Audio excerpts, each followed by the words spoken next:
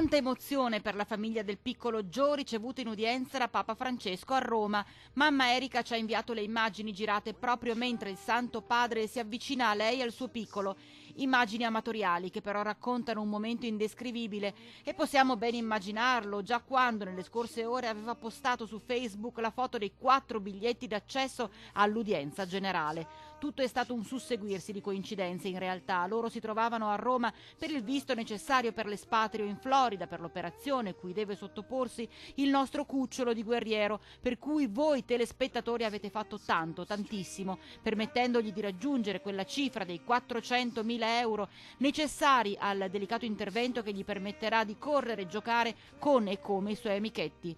Non è tutto, Giovanni è anche il nome di un grande papa, simbolo dei fanciulli dei giovani, Giovanni Paolo II, che era polacco, e guarda caso il professor Paley, lo specialista che opererà Giovanni negli Stati Uniti, ha visitato il piccolo proprio nella sua clinica in Polonia.